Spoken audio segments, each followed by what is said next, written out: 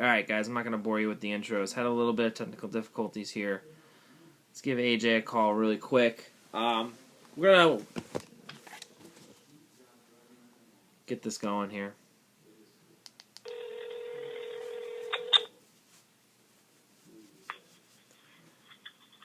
AJ, sorry, I lost you for a second. Hold on one sec. You got two different phones, or? No, I'm conferencing Connor in. Just got to get him in here.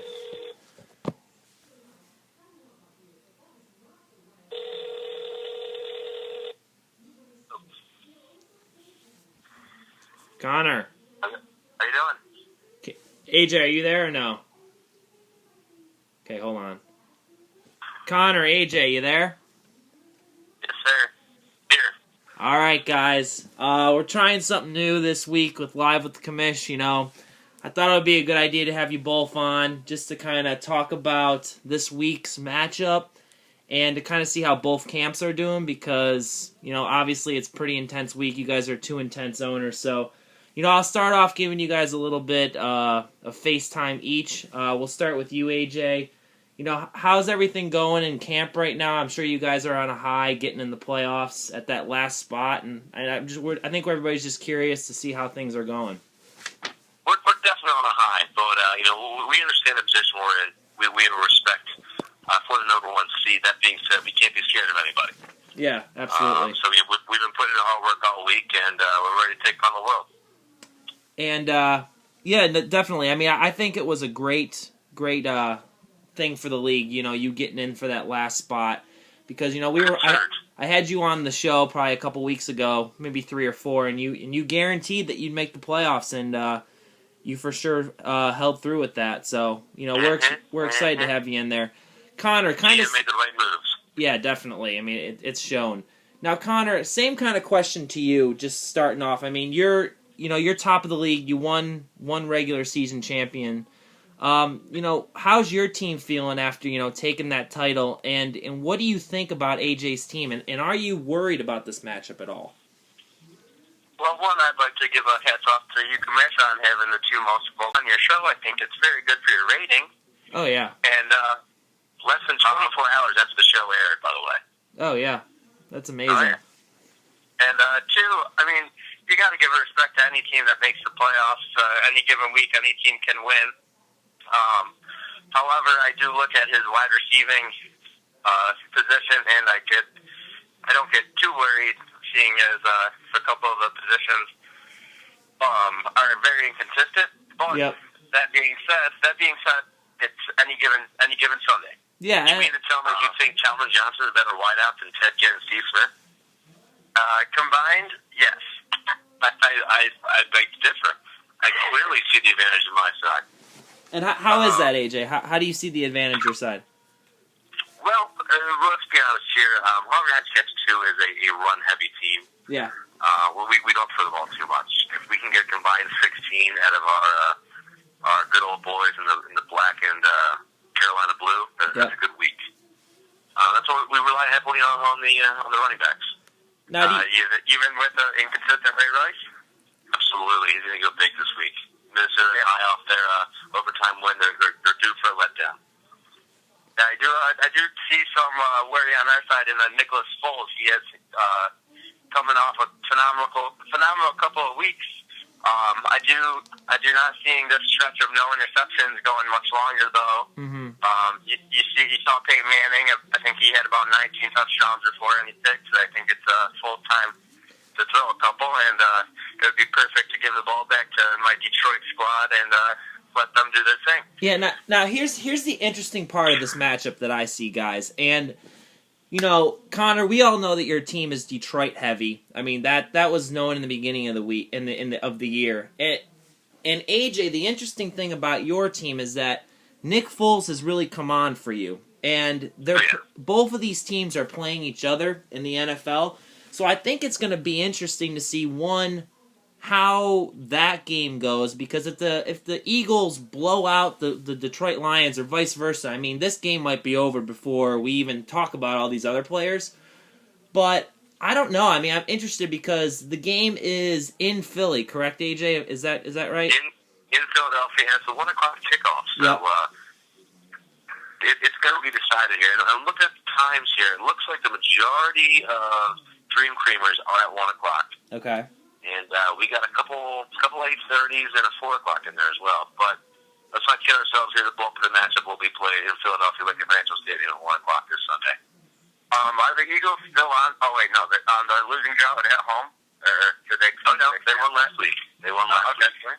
Wasn't sure if that was at home or away.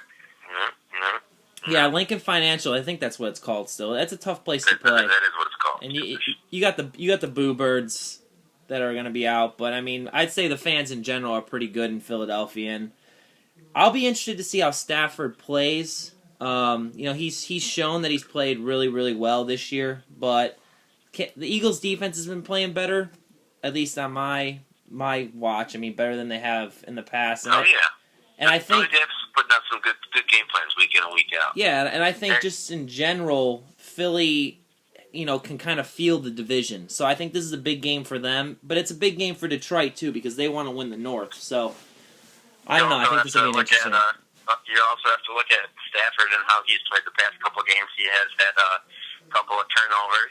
So I think the X factor is Reggie Bush, though.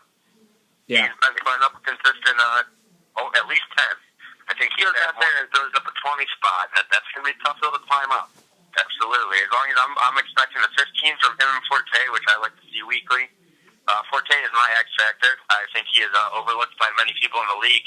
He has, I think he only has three games, maybe 2 games that he's put up less than 10 points. So we like our Matthew Forte and Reggie putting up those numbers that are huge when you can get Calvin to go up over 100 yards in a TD or 2.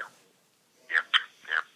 I mean, AJ, looking at Connor's team, I mean, so we know that he scored the most points. He got the best record. I mean, and I know you think your team's going to win, but, I mean, I'll be honest with you. I've talked with some other owners, and, I mean, you're obviously the underdog, and a lot of people don't think that you're going to win this week. I mean, where do you really think you can expose Connor's team and really, really take over and get more points than he is in some areas? I know you mentioned running, that you think you're run heavy, but, I mean, do you think that you can, beat him? You think you can hold Reggie Bush and Calvin Johnson to enough points where you can take them with Steve Smith and them and the 8 o'clock games and stuff like that? Well, as I said, Billy Davis has been game planning all week long. Yeah. He's well aware of the weapons that Detroit has week in and week out. It'll be no surprise. They'll be going to Calvin and Reggie heavy and often. Where I see the real advantage here is I have a favorable matchup with New England defense on Jordan Cameron. And he's due for a breakout game. Yeah. I believe New England is second to last in fantasy points against tight ends. So that'll work in my favor. And if you believe that, you owe me $10 just for saying that. Well, I mean, I think I believe it. I have no idea. No, I think it sounds about right. I mean, sure, we'll go with that. Yeah, absolutely. Sure. But no, Jordan Cameron's been putting up 2, 3, 4. Ever since I got him off team nil, so he's due for me. Yeah, for sure. And I think, Connor, let's be honest with you. I mean, you're the most vocal guy in the league, right? I mean, absolutely. You're kind of an infamous guy. I mean, I'm going to ask you straight up. Do you think you're going to blow AJ's team out? If we're looking at our matchup earlier in the year, yes, no question. Yes, I do. You think I do. Connor, if you were to play, it's all on full play, and I'm looking at this Detroit team that's got to stay rolling to make that NFC North title. Yeah. And so they got it's a must win. Looking here, Detroit's coming off a negative .2 points on defense against Colsey and the Green Bay Packers. I like full chances with that. Wait. No, they held Green Bay. They held Green Bay to 10 points. There's no way they had negative 2 points. I'm pretty sure they had 25. Unless I'm getting wrong. All right, let's look it up here, boys. That's the QB. Okay, I'm reading that wrong. Yeah, Thanksgiving they had about 25 points, I believe. They're on the waiver wire, I think, actually. Yeah, they are on the waiver. Let's see here. Okay. My computer's messing. That is also Aaron Rodgers. Green Bay did not have Aaron Rodgers for that game, so that is a huge factor. I'm looking here. I see a 41 spot for Andy Dalton, 42 for Ben Roethlisberger, 28 for Cutler in Chicago. So yeah, we'll see. 35 for Romo. I mean Romo. That guy's a homo. Yeah, that's. So I mean, we'll see. Yeah, I think there's endless possibilities any given Sunday is how I look at it. But even when teams are putting up big points on Detroit, just like the Steelers, I believe they put up 37 points. Yeah, it was a Lions loss, but Stafford put up 25, Bush put up 20, Megatron put up that 20 without a touchdown.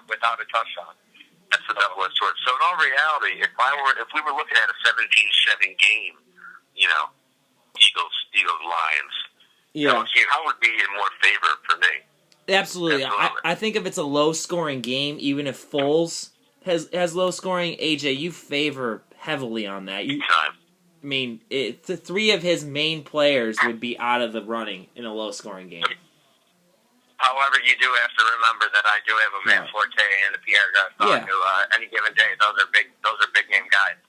Garçon he did come off 2 rough weeks, but he's looking to bounce back, and Forte's been against probably one of our most consistent guys. And Kansas City defense has been on the down the past week or two, giving up 6 points. It's true.